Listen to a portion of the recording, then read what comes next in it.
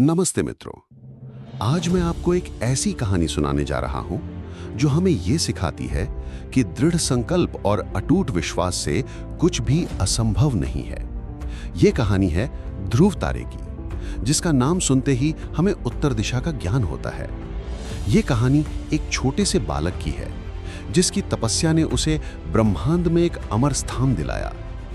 बहुत समय पहले की बात है। राजा उत्तानपाद की दो रानियां थीं, सुनीति और सुरुचि। सुनीति का पुत्र था ध्रुव और सुरुचि का पुत्र था उत्तम।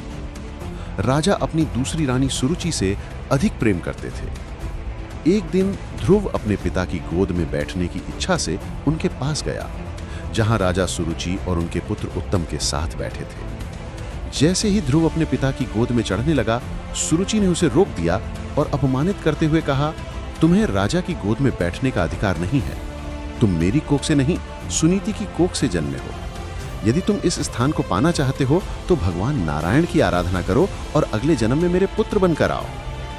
ये बात ध्रुव के बाल मन को बहुत चुभी। वो रोते हुए अपनी मां सुनीति के पास गया और उन्हें सब कुछ बताया। मां ने उसे सांत्वना दी और समझाया कि राजा की गोद से भी बढ़कर एक स्थान है जो केवल भगवान की कृपा से ही प्राप्त हो सकता है।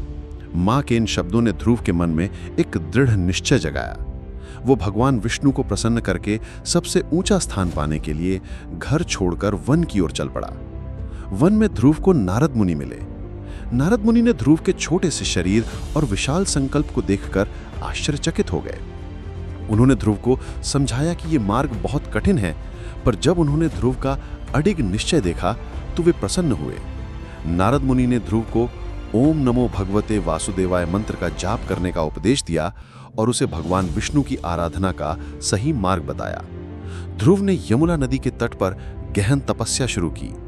पहले महीने उसने केवल फल और सब्जियां खाईं, दूसरे महीने सिर्फ सूखी पत्तियां, तीसरे महीने सिर्फ जल और चौथे महीने तो उसने हवा भी त्याग दी। उसकी तपस्या इतनी तीव्र थी कि तीनों लोक कांप उठे।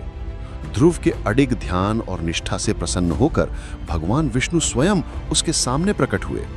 ध्रुव ने जब आंखें खोलीं तो अपने आराध्य को सामने पाकर वो भाव विभोर हो गया। भगवान ने उससे वरदान मांगने को कहा।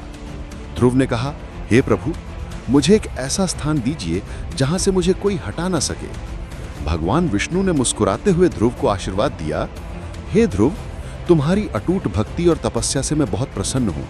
आज से तुम आकाश में सबसे स्थिर और उज्जवल तारे के रूप में जाने जाओगे। तुम मेरी कृपा से सप्तर्षियों से भी ऊंचा स्थान प्राप्त करोगे। जिस तरह पृथ्वी पर तुम्हारा नाम अमर है, उसी प्रकार आकाश में भी तुम ध्रुव तारे के रूप में सदैव अटल रहोगे। ये तारा कभी अपनी जगह नहीं बदलेगा और हमेशा से सभी दिशाओं का मार्गदर्शन करेगा।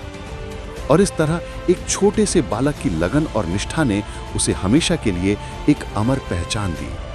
ध्रुव तारे की कहानी हमें ये सिखाती है कि सच्ची लगन, विश्वास और परिश्रम से हम जीवन में किसी भी ऊंचाई को छू सकते हैं। धन्यवाद।